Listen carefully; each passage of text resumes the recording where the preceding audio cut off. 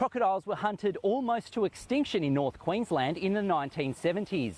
The Catter's Australian Party now says that numbers have surged to a point where they are a danger to people's safety. They want a permit system that allows landowners to shoot crocs they deem to be a threat.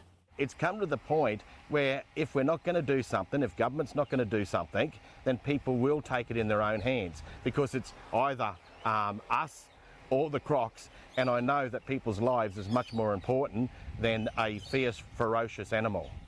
Farmers with properties on these waterways say they lose cattle and dogs to crocodiles and have had horses attacked. Local grazier Chris Davey wants tougher control measures. The vet ended up putting about 120 stitches into both horses. They saved them both, which is really good, but we've lost 5 quite valuable border collie dogs.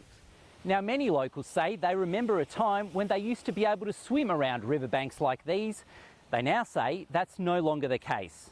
At Port Douglas's swimming beaches, lifeguards are always on the lookout for crocodiles. They say beach closures have caused a drop in the local surf club membership and back calls for a cull.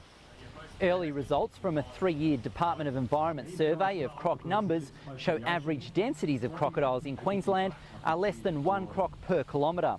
That's comparatively lower than places like the Northern Territory, where there are an average of 5 to 10 crocodiles per kilometre.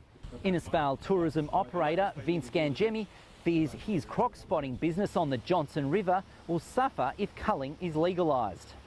He says the Catter Party is exaggerating the threat from crocs. Like at the moment, we've had a few shootings of crocodiles in the river system, and just people will just take it on their own behalf just to start shooting crocodiles for no reason whatsoever, just to shoot them, which we've had already happen twice that I know of in the last few probably months, one just as recently as last week.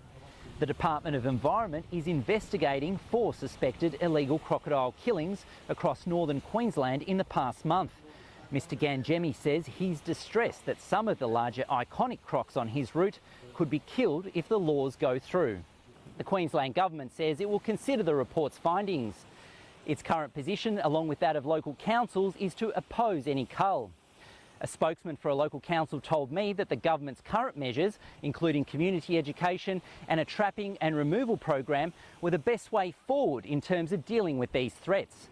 He acknowledges that community support for culling is not insignificant.